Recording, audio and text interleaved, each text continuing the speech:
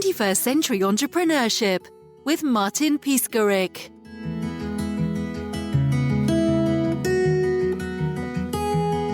Hello, Martin, and thank you for having me on the podcast.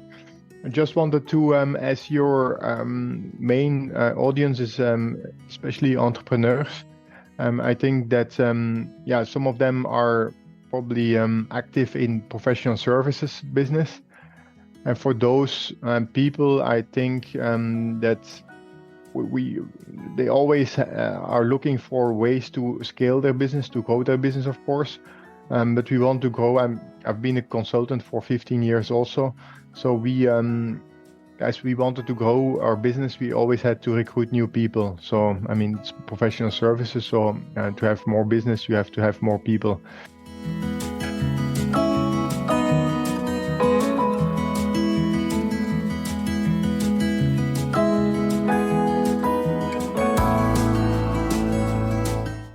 What is interesting, I think, is to think about ways that you can scale a professional service business without recruiting new people all the time, or like scale it like the non-linear growth, as we call it.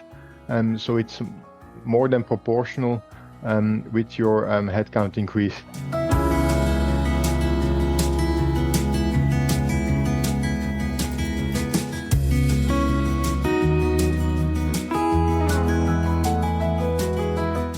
And of course, digitization is one of the ways you can do that. You can achieve that. We want to look at digitization, but there's a couple of other things, a couple of other steps that you have to take also before you start to digitize. Because if you start to digitize without those things, then it will not be a success. And that's what I want to talk about today.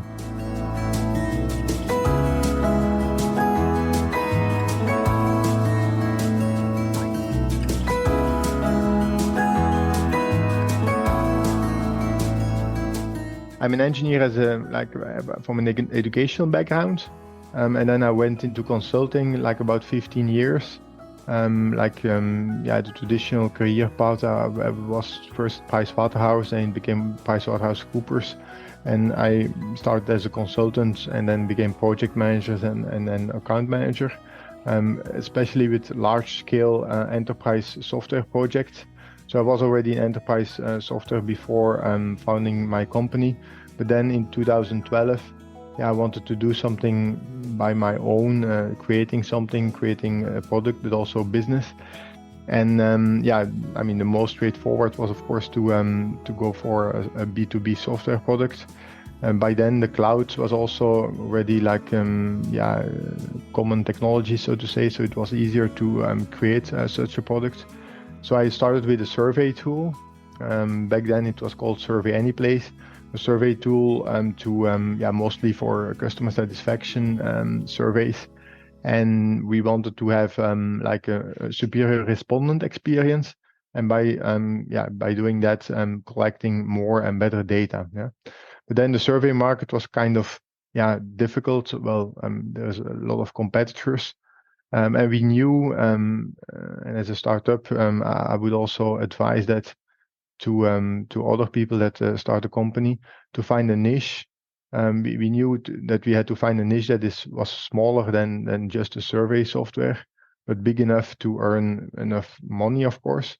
So it's always like when finding a niche, when you start, it has to be small enough that not all the big players are competing with you, because otherwise it's difficult, but it has to be big enough to earn decent money, of course. And then in the assessment space, that was more appealing niche because it's smaller, and it's more differentiating, not so many competitors because the market is simply smaller. So then we switched to assessments with these personalized advice reports. Basically people fill in the assessment and then get a personalized advice. For example, if you have a cybersecurity maturity assessment, then you could ask, do you have already antivirus software on your PC? If the answer is no, then the advice is you have to install antivirus on all your PCs.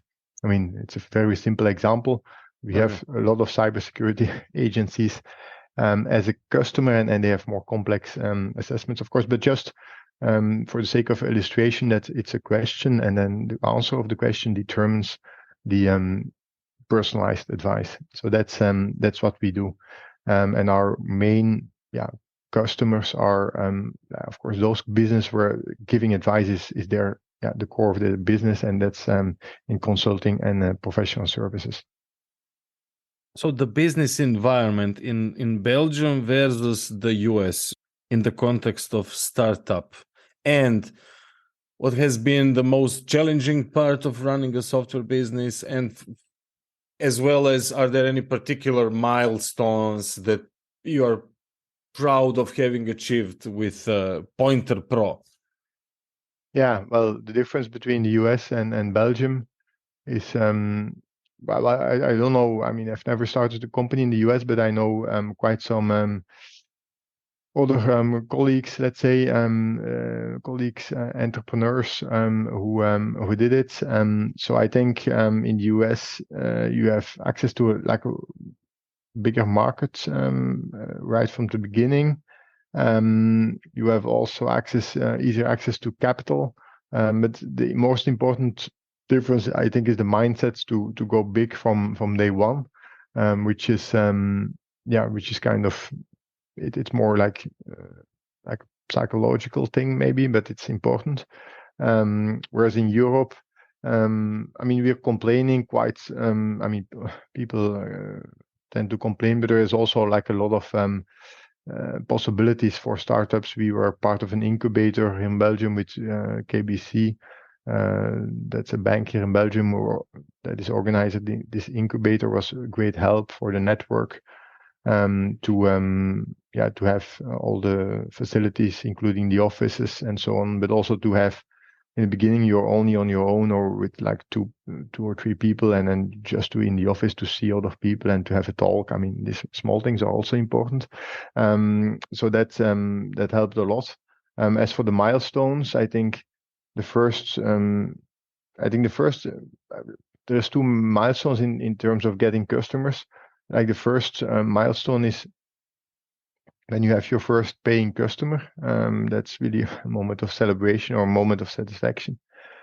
But the first customers mostly come out of your network, because you have a network, and then via that network you promote your product. And it's not because people know you that they will immediately buy your product, but some of them will see that your product is interesting for them and will then end up buying it, or their organization will end up buying it. So that's a first moment of joy, I would say. But the second moment, and maybe even more important, is when someone outside your network buys your product. Yeah. For example, we had a website, visitors on the website, and someone from Australia visits the website, asks for a quote, and then afterwards end up buying the product. And that is even, I would say, even more satisfying as someone in your network that buys a product. Because if it's outside your network, it's not linked to you. It's not because of you that they buy it, and it's also a sign that it's scalable, that your business is scalable, which is of course important. And did you start with minimum valuable product, and then it was organic growth? What was the process? Yeah, we started off with tablet quiz, with a quiz application that I developed just when I was still doing my consulting job. So it was a kind of side project. It was also a free tool, but could be considered as an MVP because we had quite some traction on that one. So I had also to buy or to create a website and to do promotions via guest blogs and so on. So I had to do everything. Then afterwards we switched it to surveys. Quizzes and surveys. Not so. The big difference technically is not so big.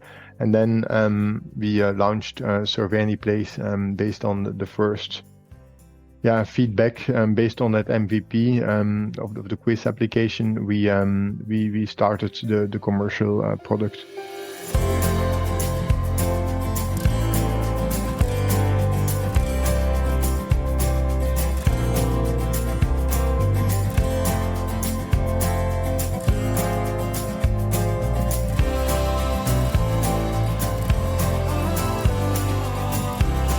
The incubator, we were we are happy to be part of an incubator called Started at KBC, and that's the organizer is KBC. That's one of the largest banks in Belgium, and I think this has, given us a lot of benefits. In the first place, we had the opportunity to be together in the same office with other startups, so that you're not, alone, that you can just talk to someone, but also like exchange experiences, because they have all the same challenges, of course. Then there was also quite some events with external people, and this could be specialized people, people that knew a lot about the legal aspects of the business or financial aspects or technology aspects. You could go there for free, and they were really specialists, sometimes specialists that you would not be able to reach when you were just alone, but because they were the incubator, they could easily get hold of these people. But also for potential investors, potential customers, it was, there were a lot of opportunities there. Of course, it's not that you still had to be actively participating and making relationships, connections. But still, it was much easier. It's a facilitation that you don't have when you're just alone on your island, so to say. So also the fact to get accepted at such an incubator, there's a selection procedure, is also kind of a milestone, some external validation of your company or your ID that is worth it, that someone believes in it. We didn't have to give any equity or pay something for that. It was all for free. For free. They of course expect when you're successful that you then give back something to the other participants in the future. But we're happy to do so, by the way. Overall, it's great to have be part of that. In the context of relationships and connections, can you tell us more about the B2B Bloggers Boost group and how it helps to create content and get mentioned? Yeah, so the B2B Blogger Boost group is a Facebook group where content marketers, bloggers in B2B get together and help each other with creating content and being mentioned in each other's content. Can be content on their own blog or website, but also guest articles. So basically, when I'm writing an article about, 6 marketing tools that help convert visitors on a website, and you have an interesting product or an interesting piece of content that can be relevant inside such an article, you can write something and then give it to me, and I can include that paragraph, including the link, of course, because the link is important in my article. And next time when you write an article, I do the same for you, and I have also the link from you, whether it's a guest article or an article on your blog.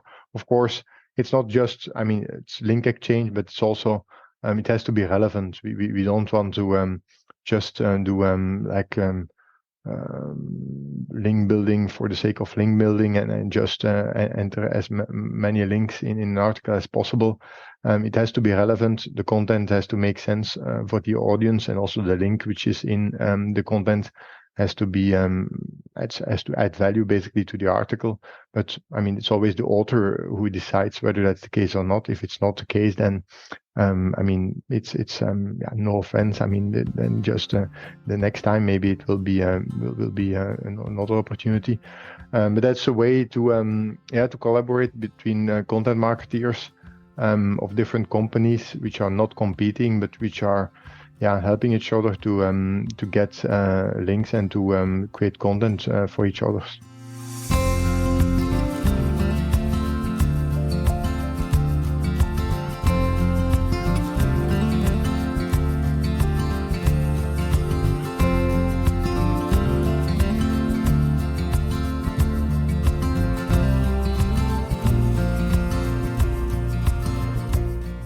Yeah, the B2B blogger group is also an example of a network of like-minded colleagues, content marketeers in this case.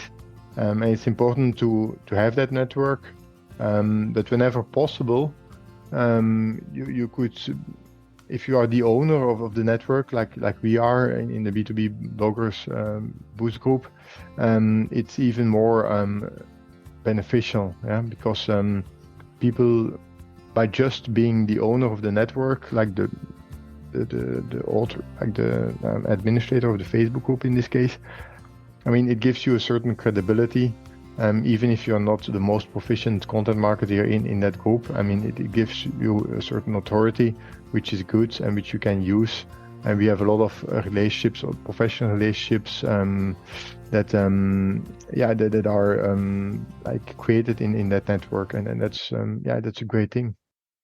Regarding Pointerpro, how does the platform help professional services automate their advisory processes? Yeah, so the Pointerpro, like I said, is a tool where you can create your own assessments with automatic advice reports. And it's important that the assessments, the content of the assessment and the content of the report is, we are not delivering that for you. We only need the software tool. The content, like which questions to ask, like do you have already antivirus for a cybersecurity assessment, and what to give as an advice. That is the customer who does it, because they are the experts. Now, to automate advice, you have to take a number of steps before being able to automate or to digitize. Yeah?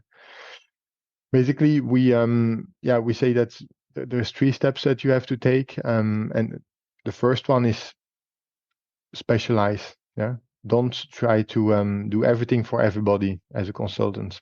Yeah, specialize in a couple of service offerings. So, like instead of digital marketing, you do email marketing for real estate brokers. Yeah? For example, that's specialization. You can start with specialization. Afterwards, you can add other like service offerings, but you start with the specialization. Then second is that you move from time and material billing to fixed price billing, because when you do time and material billing and then you try to automate things, then you will just you will perform the work in less hours, and you will have less revenue. So, I mean, first you have to switch to fixed price, and then you can digitize afterwards.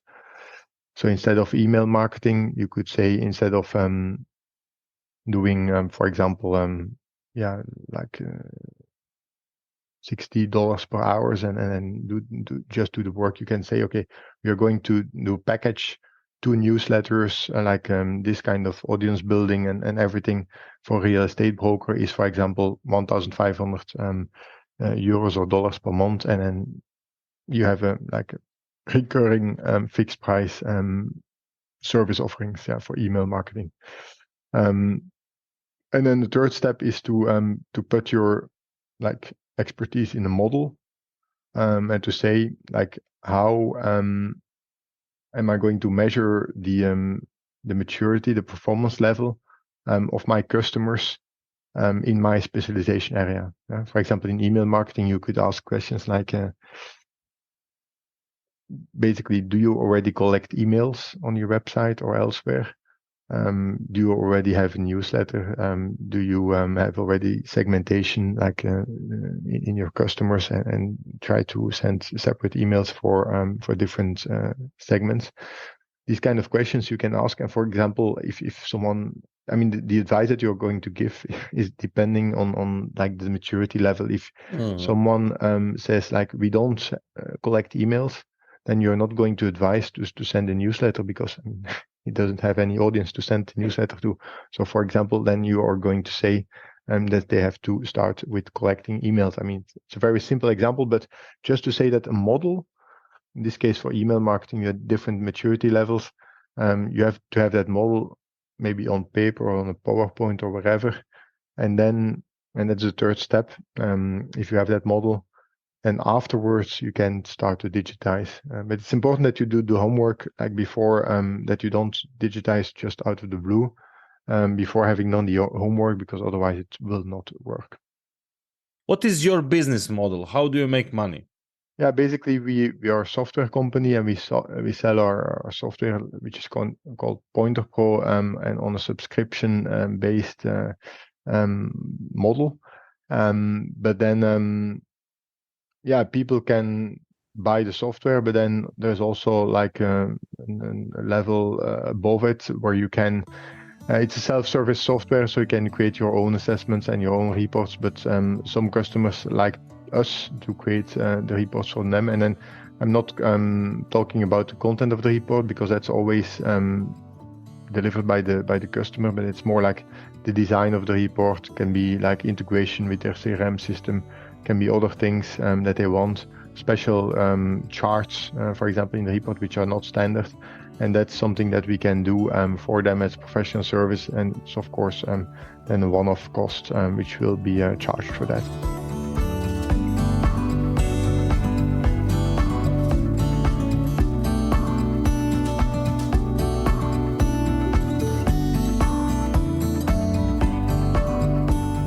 And now about you. Do you experience yourself as a serial entrepreneur? So thinking about exit strategy regarding Pointerpro, is it your life project, or how do you experience yourself? Yeah, I don't see myself as a serial entrepreneur. I would like to first or to do one company, and that's obviously this company, preferably do one company very well, instead of starting all over again every time, which would be a kind of difficult, or I mean it is the phase which we are in now. The scaling phase is in fact for me personally more satisfying than the initial phase, because the initial phase, it's maybe sometimes people are quite romantic about that, but not so much romantic about it. It's really struggling, and nobody knows you, and you don't have customers, you don't have a product, and it's it takes a long time, and now we have a company. We are 28 people, so we have a decent marketing team, a sales team, everything. I will not say there's still of course nothing is perfect, but at least you have some scale, and you can do something. You have some customers, you have some credibility, online presence. From 1 to 2.5 million is probably more difficult than from 2 to 5.5 million to 15 million, for example.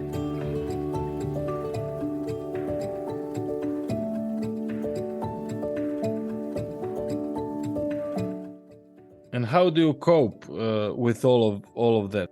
So going through difficulties, you spoke about difficulties. I suppose sport helps. You're in cycling, mindset. Sports is kind of an escape, or like maybe some people do meditation or other things. But sport is you're away from the day-to-day world, which helps. So kite surfing, for example, you're on the sea, and you're only thinking about the kite surfing itself, and not about not crashing into the water. Same with biking. So that's one way to cope it, and then also you have your personal life, your family, my wife, my children. So also there, if you see that, the moment that you see they are happy and doing well, then if it's going a bit less good in your company, that compensates, and also vice versa, by the way. Yeah? So it's important to have these different aspects in your life, I think. That's but if it would be, it never has gone really very bad in business, so that we are on the edge of like a total failure or so, but it just it like in those years, in those initial years, it just went very slow. The growth was very slow, and we still survived, but there is no perspective of like, and you read all these articles of hyper growth companies and so, and that makes it a bit difficult.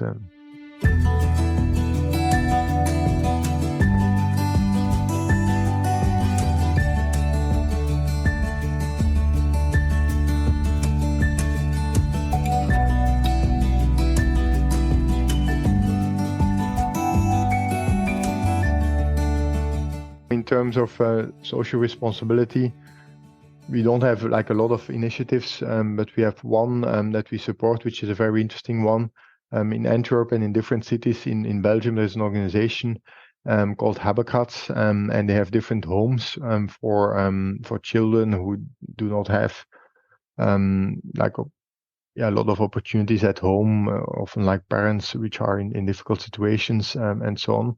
And those children go to these homes after they're out of school, and they do their homework, they do games, they get food, they are together with other people and with also the like, it's not teachers, but it's the one that guide the children. And yeah, that's great. We had a testimonial of one of these children that was able to go to the university and who said, like, without that support, I would never been in university. So of course we were only a small sponsor of that, but still we are proud to be able to contribute to such a thing.